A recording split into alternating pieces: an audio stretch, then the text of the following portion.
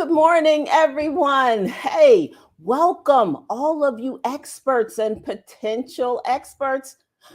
Are you drawing attorneys to you through your irresistible marketing methods? Or are you sitting and waiting for the phone to ring? Because today we'll all discover what we can do in 2023 to be more credible, visible, and busy when we learn from two experienced LNCs in this LinkedIn Live. It's going to be wonderful. Our speakers are going to share all their juicy insights over the next 30 to 40 minutes, and it'll be followed by a Q&A. So start getting your questions ready, but you have to wait for me to tell you when to drop those questions into the chat. It's me. For those of you that don't know me, your host, Lisa Wade, legal nurse consultant, owner of Wade Nurse Consultants. Email me at lisa@wadenurseconsultants.com. There, did we put that up there? There we are. Wonderful. All right. And I am also the creator of a wonderful group inside of in LinkedIn, the Expert Witness Entrepreneurs. It's a great group. And what I need you to do is check us out in LinkedIn. Take a look, decide if our group is a good fit for you. You can drop an E inside this chat, the comment box, and I'll reach out to you and tell you more about that group. So now, before I bring out our wonderful two experienced LNCs, Pat and Barbara, who have all the expert tips to get more attorney clients. I'm asking all of you who are here live with us today, even catching on the replay, to chime in the comment section and give us some likes, some hearts, some emojis, anything to let us know that you're here so we can say hello to you. Oh, and a reminder, get out your notepads, your pens, your note-taking apps, and get ready for all of the wonderful, excellent tips that are coming our way. Oh, I see some people here. Hi, Dr. Kathy is here. Thanks, Dr. Kathy. It's good to see you today. Happy New Year, if I didn't say that before. And Mary Beth, woohoo. Oh, Mary Ann. Oh my gosh, we got a lot of folks here. Thanks for coming, and get those notepads ready because there are juicy, wonderful tips coming your way. And I'm going to thank all of you right now for taking precious time out of your very busy days to be with us. Now it's time. Let's introduce our speakers. Pat Iyer has her master's in nursing and is a legal nurse consultant certified. She is past president of the American Association of Legal Nurse Consultants and supports LNCs as a business coach. Pat currently helps attorneys with personal injury and medical malpractice cases. She's the author of 60 books and counting. And then Pat's website is, I think I can show it, legalnursebusiness.com. And next, our next guest is Barbara Levin, is a certified as an orthopedic and medical surgical nurse. She is also a legal nurse consultant certified. She is past president of the American Association of Legal Nurse Consultants and served Massachusetts for several years as a member of the Board of Nursing. Barbara cares for patients as a clinical scholar at Massachusetts General Hospital. She serves attorneys as an expert witness for medical, surgical, and orthopedic cases. And now I'm going to bring them out. There's Miss Barbara. There's Miss Pat. Welcome. Oh, it's good to have you here. I'm so happy to have you here today. Happy New Year to you. If if I haven't said that. Now, where are you reigning from, Miss Barbara? I am outside of Boston, Massachusetts. Excellent, excellent. And Miss Pat, where do you hang out? Fort Myers in Florida. All right. Well, I'm so glad that you're both here. I know everybody is getting ready for the wonderfully juicy details that you are going to give us. And how about we get started? All right. Sounds great. All right. Well, let me start off with you, Miss Barbara. Tell us about the value of writing for publication. Give us all the juicy details. Absolutely. So first, I want all of you to think about what is your clinical expertise, passion in nursing? Where are you currently working as a nurse to then transfer that knowledge and skill from the bedside into working on cases as an expert and eventually possibly going to trial? Do you have a particular passion in your area? So if you are in the operating room, or if you are neonatal, or for myself, I'm orthopedics, I do med-surg cases. I have found a variety of clinical areas in my practice that I have decided that I wanted to participate with nursing research and then getting published on. And some of those topics include compartment syndrome, neurovascular assessments as examples. So determining what your, aside from what your nursing specialty is, but what your actual passion is, will help translate over very nicely into your work as a legal nurse and in the courtroom.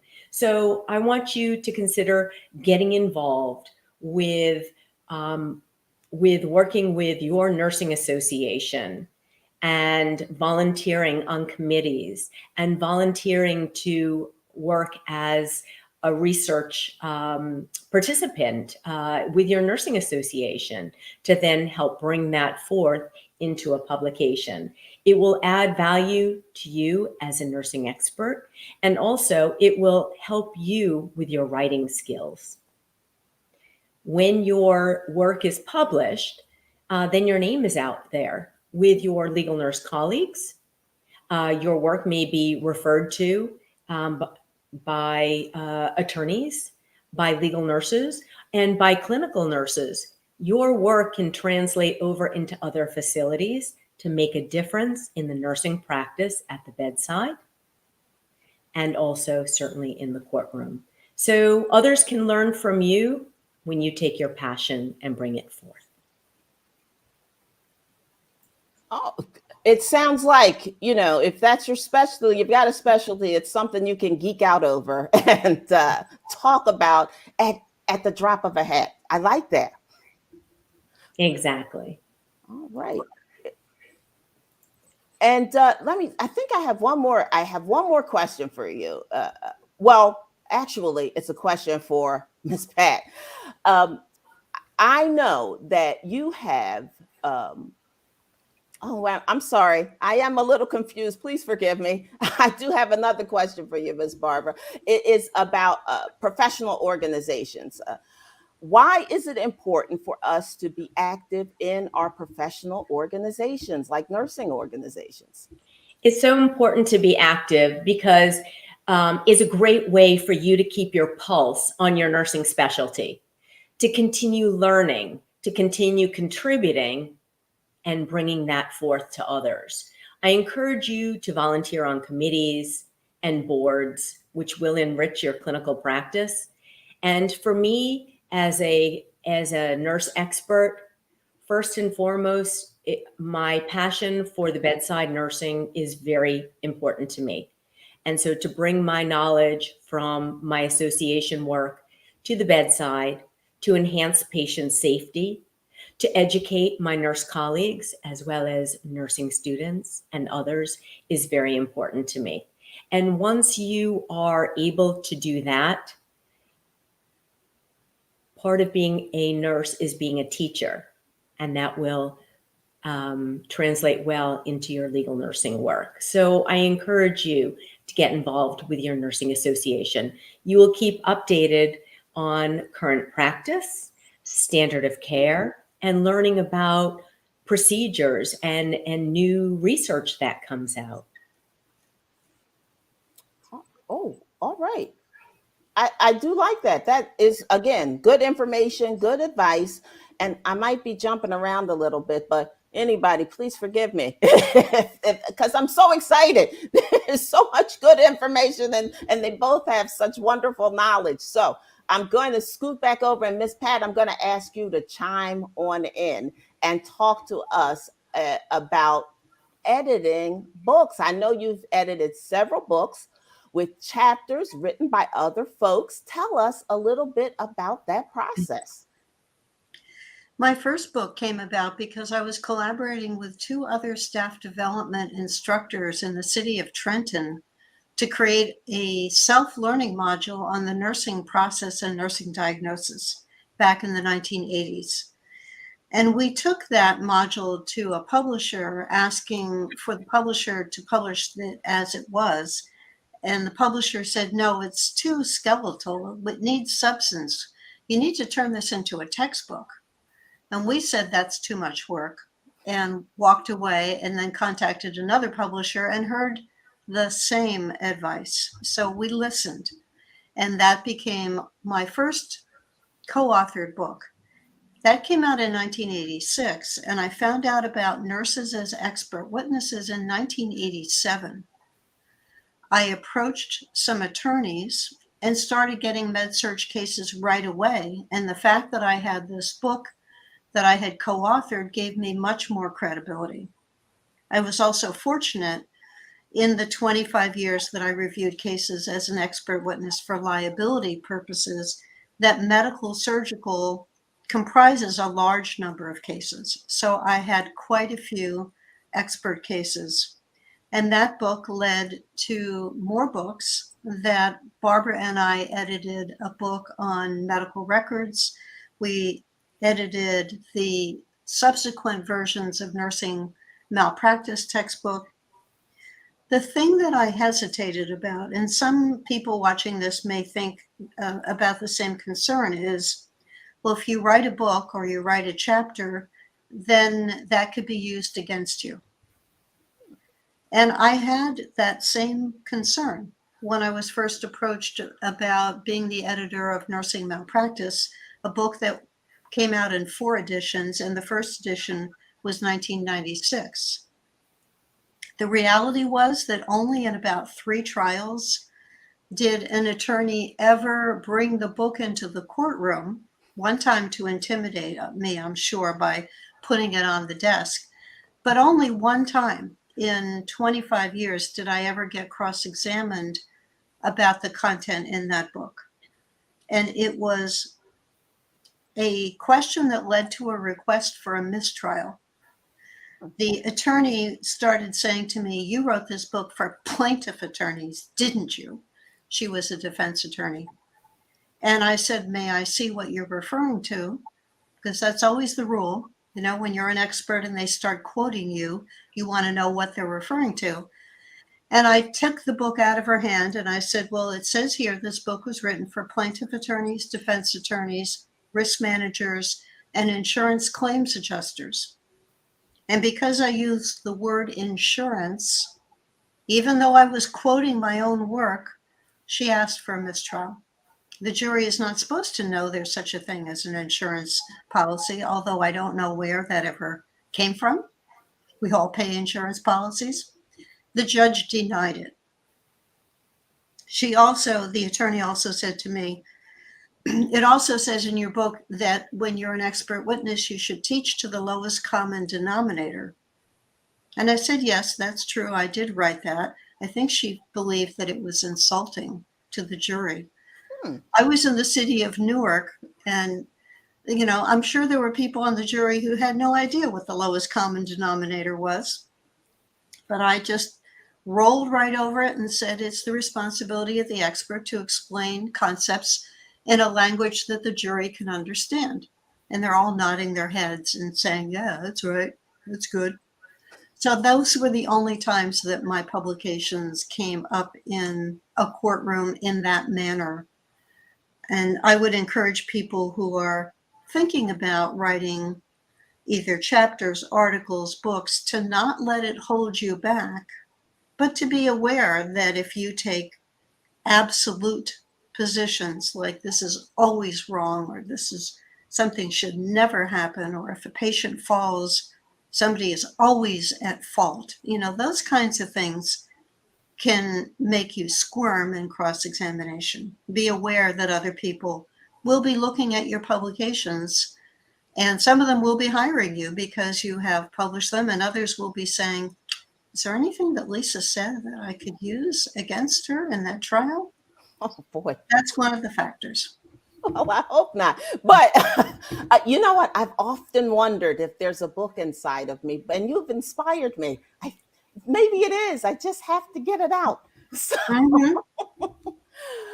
well, let's talk a little bit about, since we are on LinkedIn right now, we're LinkedIn Live. We're a couple other places too, but we're on LinkedIn Live. Let's talk a little bit and learn a little bit more about LinkedIn. And Ms. Pat, tell us about how we can use LinkedIn to attract those attorney clients that we love so much. Yes. And that's one of the special values of LinkedIn as a business networking site. Facebook is much more social. LinkedIn is much more business. It starts with your LinkedIn profile and making sure that you're using appropriate keywords that will attract attorneys, emphasizing the outcomes that they can achieve with your help. A profile that says, I can do this, I did that, I'm so wonderful, I'm so great, is not going to be as attractive to an attorney as wording that stresses that you can help the attorney decipher complex medical issues, understand and interpret medical records, locate well-qualified expert witnesses so that the attorney doesn't have to spend their precious time chasing down experts. You're stressing the solutions to their pain points in your LinkedIn profile, but also what sets you apart. Barbara is a rock star in orthopedic and med-surg cases. There are a lot of cases in that realm. If she were a pediatric neonatal intensive care unit, there might not be the same volume of cases, but she would be stressing her background in med-surg and orthopedics in her profile so that the attorney can understand what is her special skill set. We're not all the same. You can also use LinkedIn very productively by posting articles. They can be articles that you've written on your blog, on your website.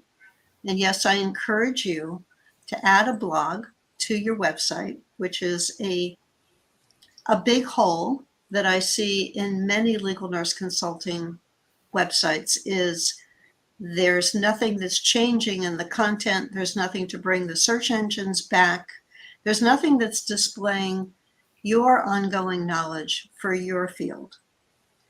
Barbara, I know, teaches about compartment syndrome. She could blog about compartment syndrome, signs and symptoms, how it occurs, how it's treated. There are so many orthopedic topics that are of interest to attorneys, especially because it crosses over to the personal injury, car crash, slip and fall victims with a lot of back and neck injuries and extremity injuries. By putting your blog on your website first, and then putting your blog as an article on LinkedIn, you get that double value of having first posted it on your website, then on LinkedIn, with a link back to your website at the end. I would also encourage you to avoid falling into the trap that many legal nurse consultants do of using their timeline to say, hire me. Did you know I could help you? I'm a legal nurse consultant. I can help you. That's not differentiating you from other people. Your timeline should include some links to articles or sources that you found to be helpful, that an attorney would find valuable, and post to your blog posts but not the constant self-promotion that you see that other legal nurse consultants are doing. Most attorneys have heard of us, although there are still some who have not experienced the pleasure of working with a legal nurse consultant. There are some who still think that we are no different than paralegals. But the majority of attorneys at this point in 2023 have heard of legal nurse consultants. They might not have had the experience of working with us. They have issues that they need help with. They have medical cases. Those are your target market people. Mm-hmm. And then when you are, and one more point, Lisa, when you are looking on LinkedIn for connections, do spend the time to investigate the attorneys handling the medical cases. Invite them in a personalized message to become a connection. Offer an opportunity to chat. Warm up the relationship. See if you can get them offline for a conversation.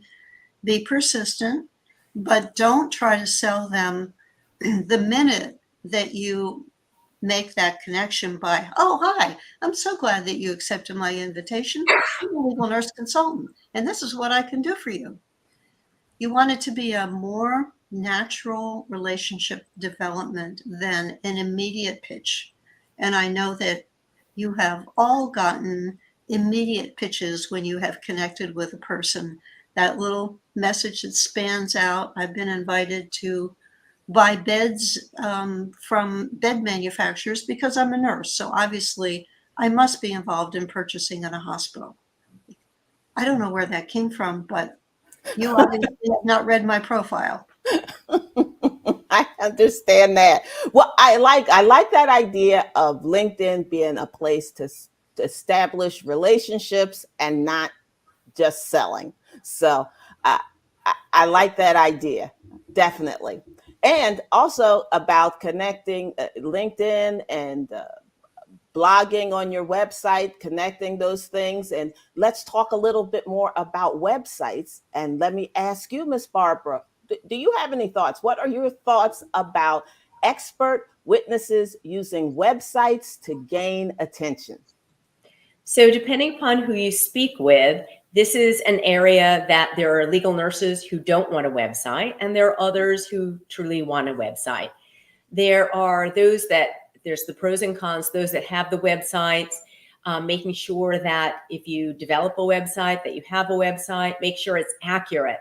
Accuracy is so important because whatever you're putting out there, potential clients will see. And if you're an expert, opposing counsel will more than likely obtain a copy of this and ask you questions about this at your deposition and or trial. Make sure it is accurate.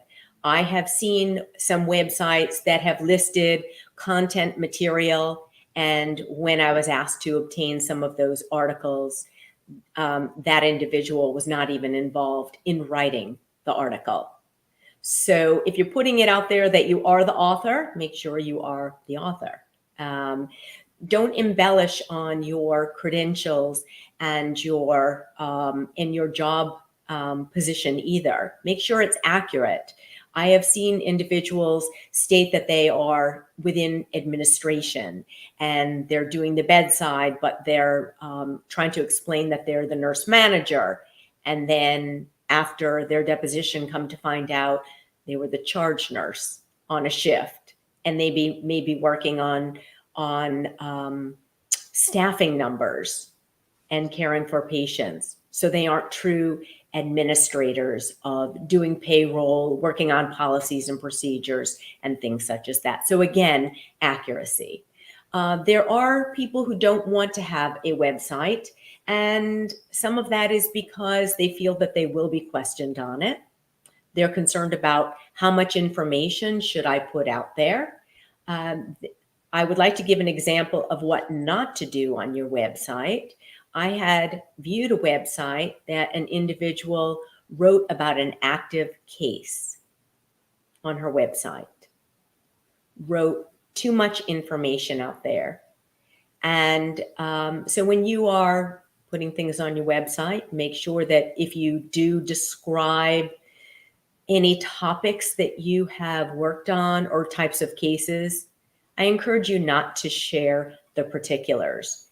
As with this one legal nurse, it was so identifiable that the attorney that I was working with was able to go and bring this forth to the opposing counsel's attorney to say, look at this, she has posted about this case, and we have not even gone through full discovery on the case.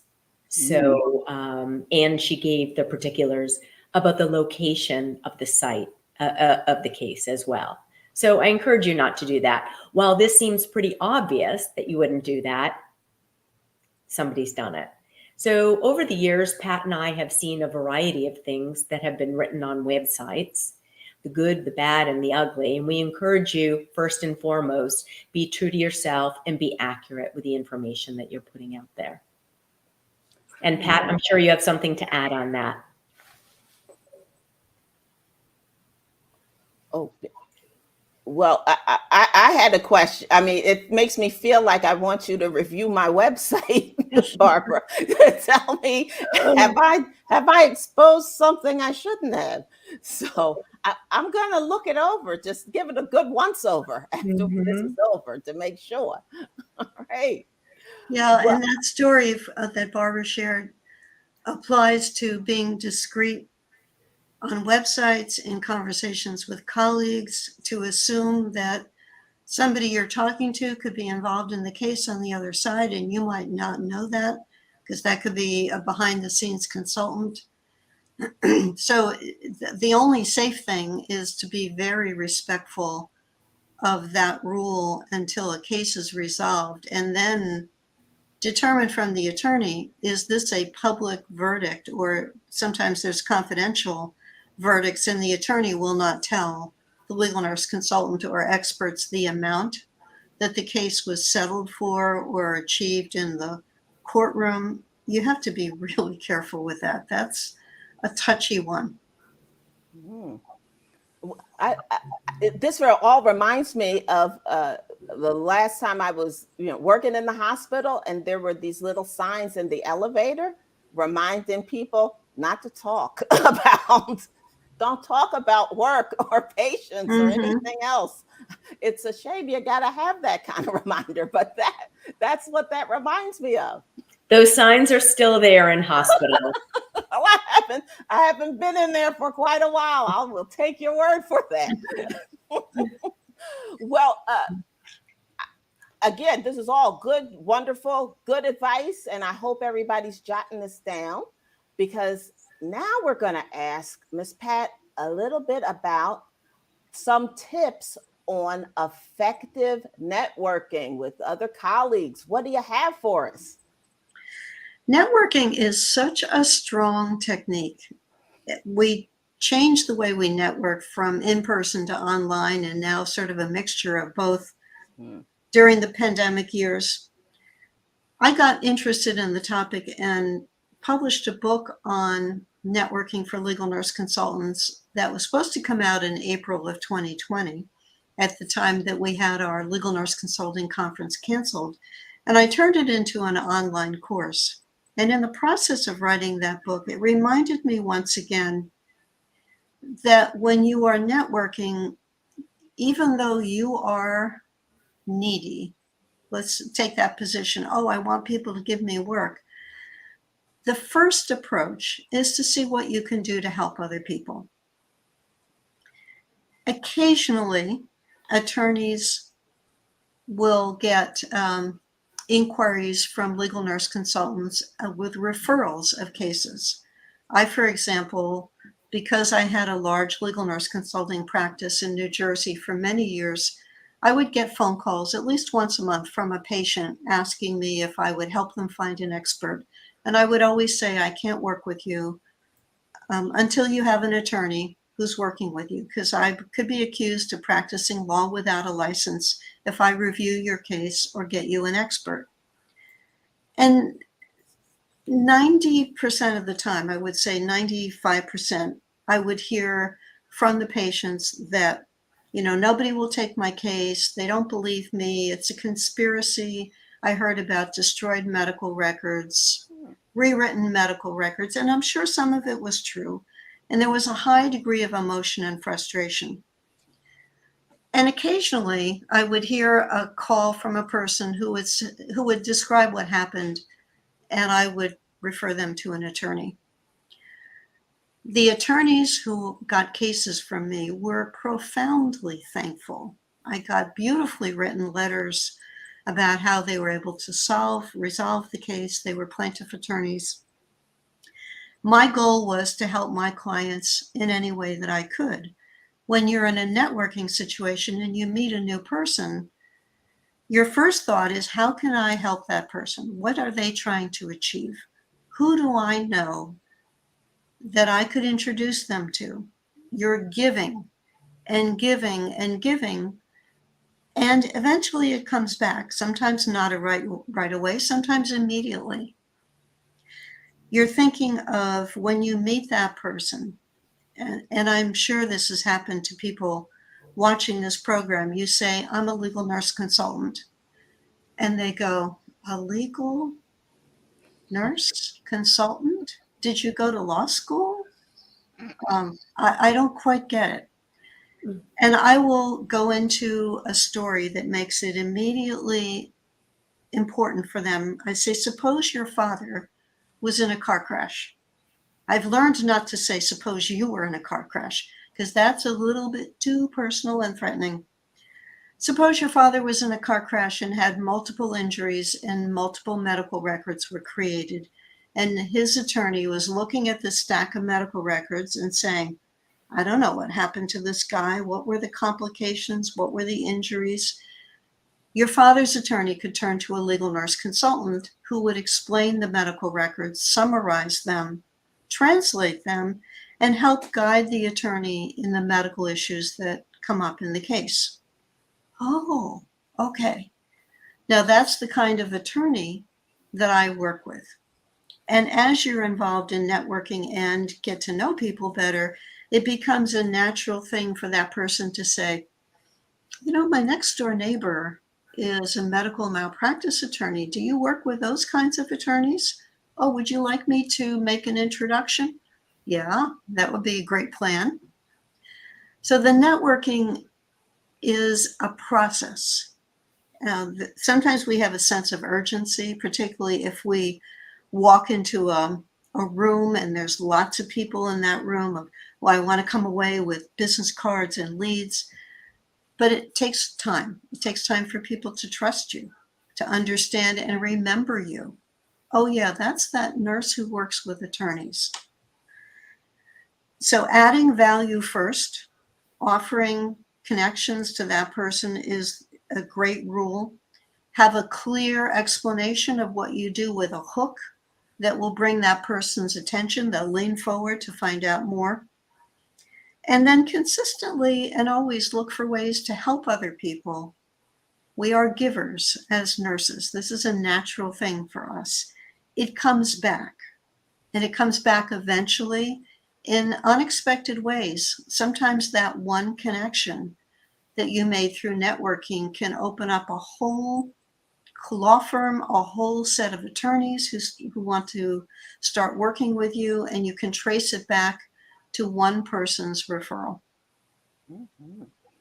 I like that. That's wonderful. I definitely like the idea of getting together and networking with your cohorts, your other legal nurse consultants, because I always find that I don't turn down any work if it's not my specialty, even if it's not my specialty. I know someone whose specialty it is. Like Barbara, if orthopedics comes up tomorrow, I can be your referral partner for sure.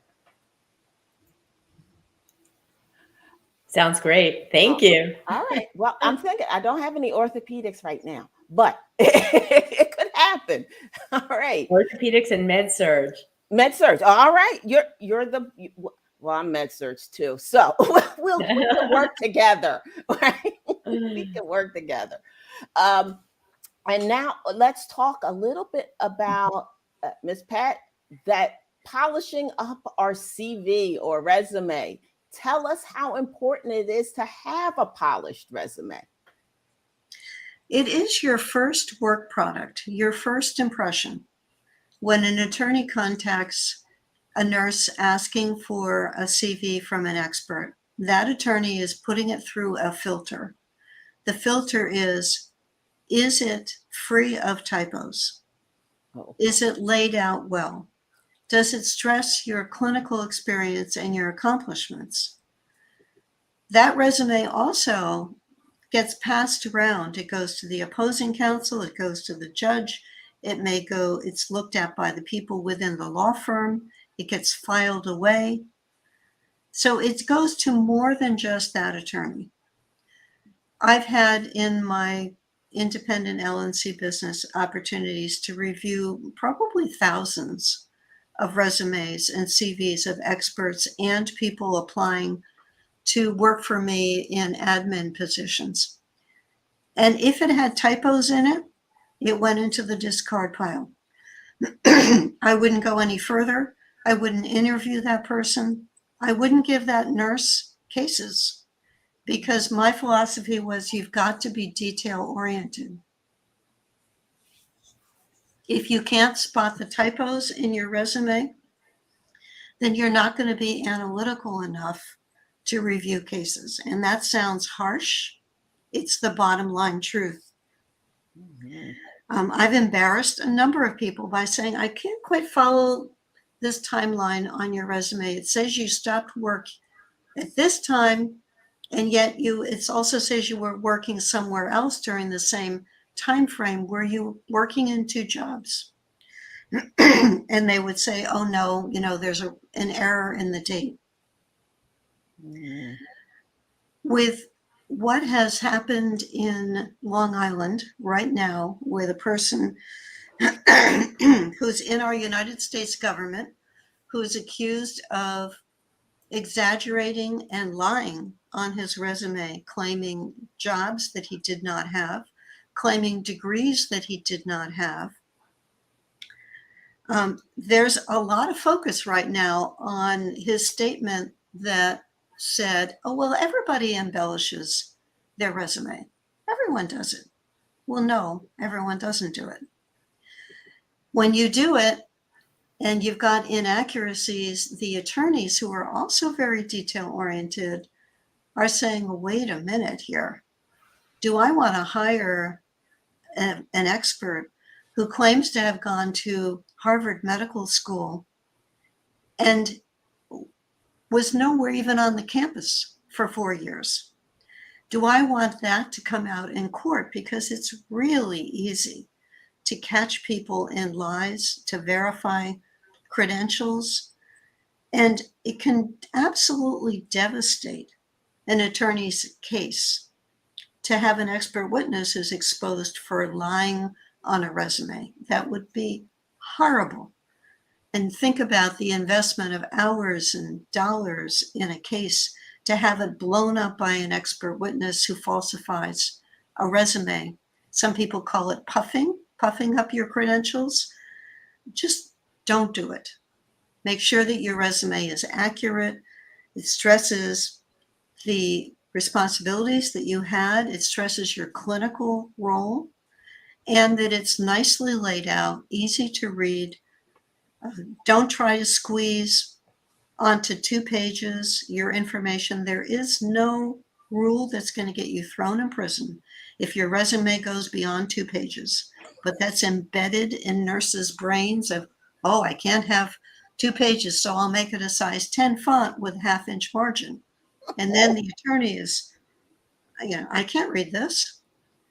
So you can spread it out more than 2 pages. If it's a curriculum vitae, you've got often publications, research areas that you've been involved in. You've got more accomplishments, honors, offices like Barbara and I, as past presidents of the American Association of Legal Nurse Consultants. We have CVs. Many people start with resumes and then they build up as their career expands.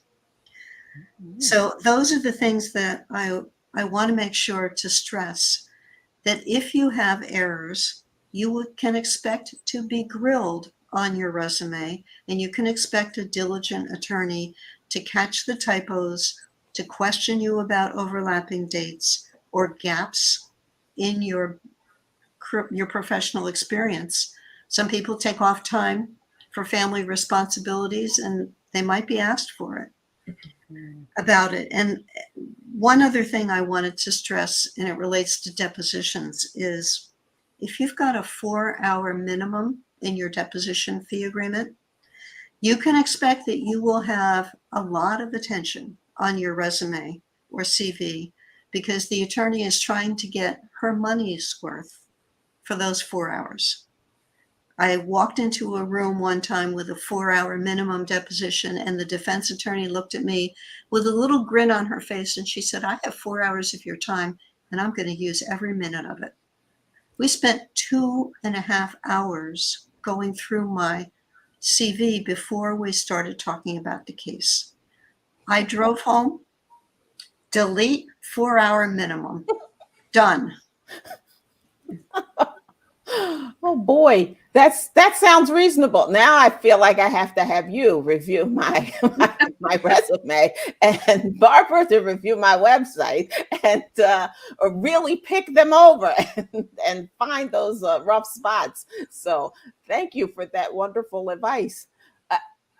And you both have been full of excellent advice. I hope everybody has written those tips down, and I hope you're ready because very shortly it's almost time to get those questions that you have. It's almost time for that Q&A. So get your questions together.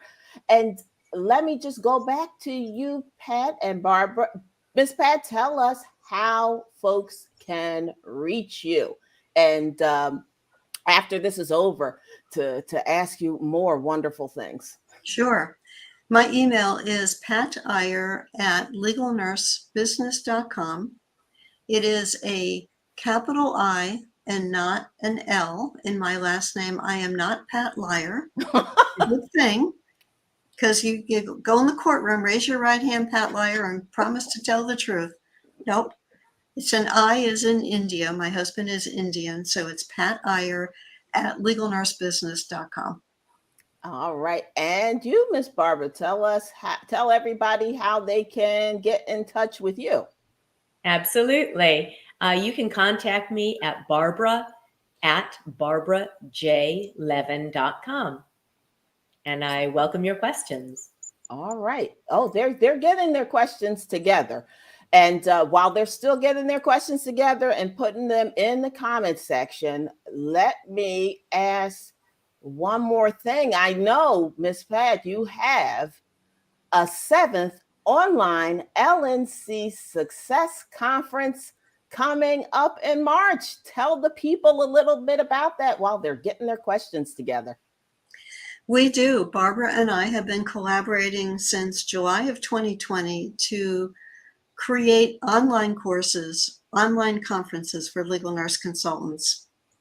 Our 3-day conference is March 23, 24, and 25. And it is, as always, a mix of different types of learning experiences, different speakers, opportunities to connect with other legal nurse consultants, with attorneys, with people who've been in this game for a while. One of our most exciting topics that we are looking forward to presenting is the story of the good nurse. You may have seen the Netflix video or you may have read the book. This was about a New Jersey and Pennsylvania nurse who was finally caught as a serial killer of patients in hospitals. I worked on the case with one of the prosecutors, and we will be bringing another LNC, Dr. Kathleen Ashton, who worked with some of the plaintiff attorneys when the families began suing the hospitals for the deaths that Charles Cullen caused. We will also be, for especially of interest to this group, bringing in a defense attorney who is the partner of the attorney who gave me my first case in 1987, Ray Fleming is a defense attorney, and we'll be going over the intricacies of withstanding cross-examination, which I personally found, and I did it hundreds of times, I personally found the most challenging aspect of being a legal nurse consultant was withstanding those questions and being able to give back as I was being pushed back to avoid being pushed back all the way. Knowing how to answer questions from opposing counsel is critical to your success as an expert. And I mentioned referrals before when we were talking about LNCs giving referrals to each other. I have brought in a woman who is a referral expert who will share tips on how you can ask for referrals and the importance of referrals and why they're so valuable, as well as several other business topics. I'm sure that Barbara would like to explain a couple more that will be going on in the conference. Thank you. Well, we're excited, as Pat mentioned, for this 7th conference. And we have listened to you, our legal nurse colleagues, as well as attorneys, nurse practitioners, physicians, and others on what content to present moving forward. So we always have ideas moving forward, and that's what we're so excited about. We have nationally recognized speakers, and we want you, no matter where you are in your legal nurse practice, whether you're at the very beginning stages, you're advanced, or perhaps you're an expert in legal nursing, we want you and your practice to soar. And so we know joining our conference will help you get there. Some of our topics, as Pat mentioned, she was talking about the nurse killer, myself, as well as there's an attorney, Joe Flores. We are going to present a program on expanding your legal nurse role by working on behalf of the Board of Nursing and or bringing with the attorney cases to your Board of Nursing and how to get involved in that, as well as different types of cases that go before the boards of nursing. We have a nurse as well as an attorney that will speak about burns, and I know that Pat can talk a little bit more about that. We have opportunities for nurses to attend networking sessions in small groups as well as in larger groups. So this is going to be the place for you to hear and learn from your legal nurse colleagues, how to network with them there, how to get in touch with them afterwards, how to keep in touch with some of the speakers. Perhaps you have a case on their topic and you want to learn more about it. We always have surprises at our conference that every legal nurse that attends is always looking for. What is the surprise that I'm going to learn in addition to what's been promised to me for this conference? We have advanced legal nurse practices that are going to talk about their specialties, share forward, and give you the opportunity to ask additional questions. So I don't want to say too much, but I guarantee that you will all come away with so much knowledge and information and how to move your practice forward and upward. And we invite you to attend our conference.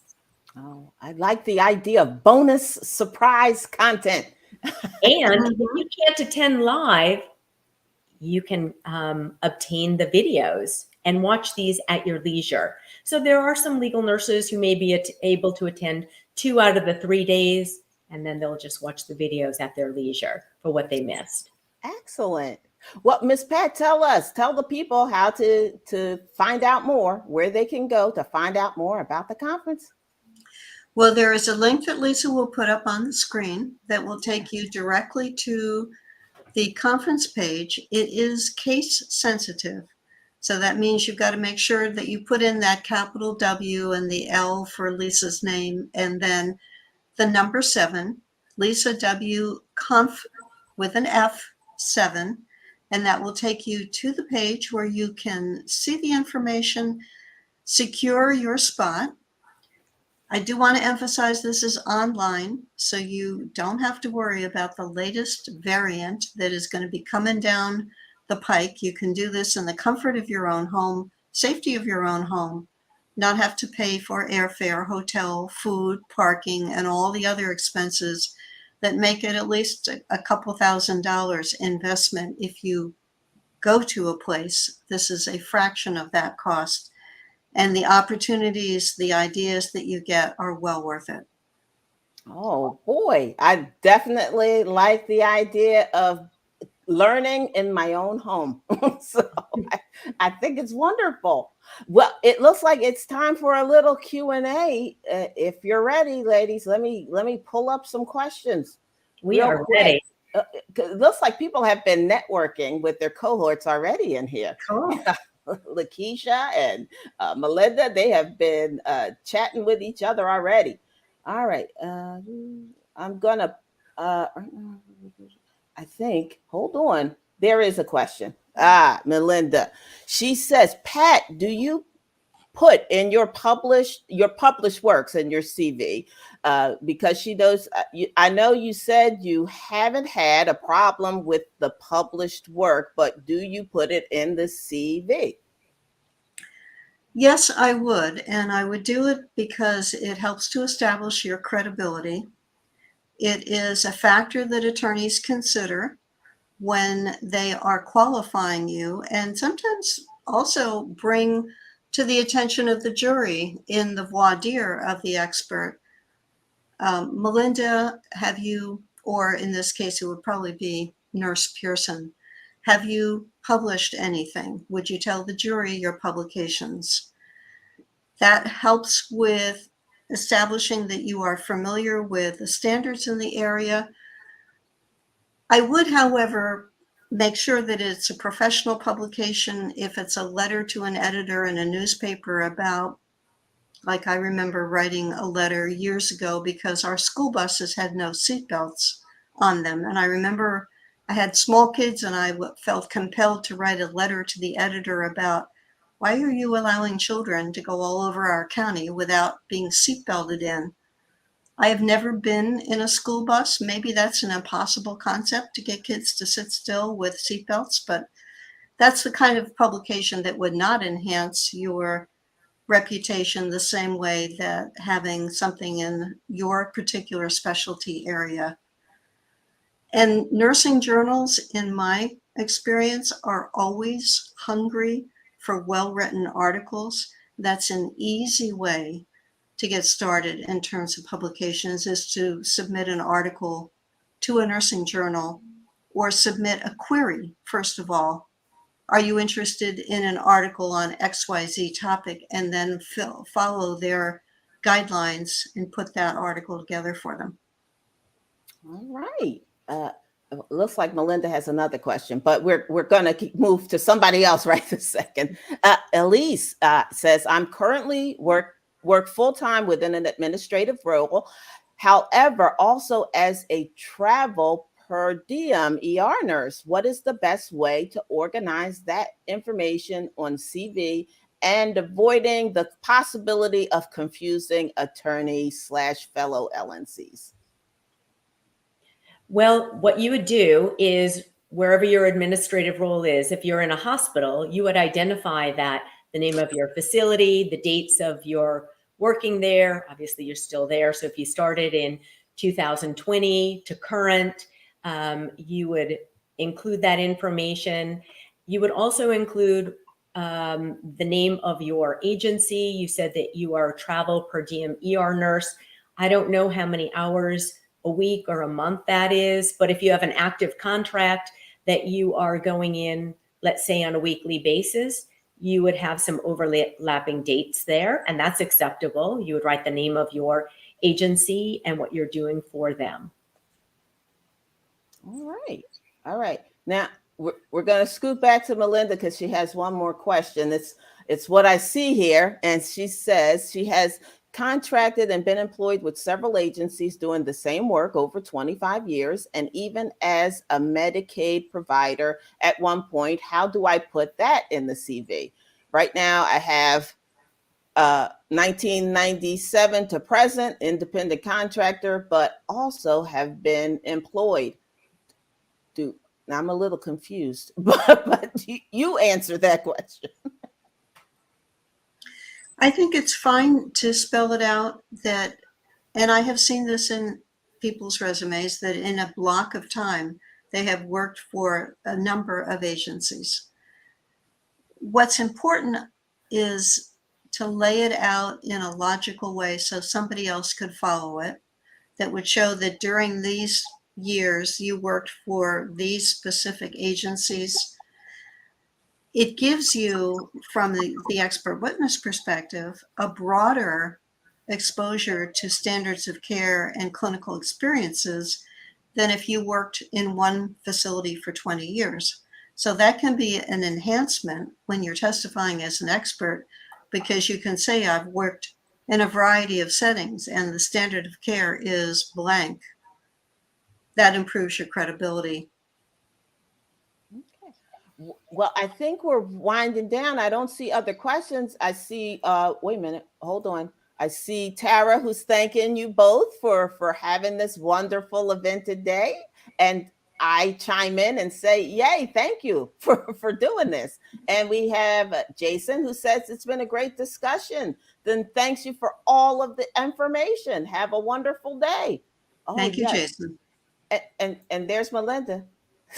She says it's very helpful.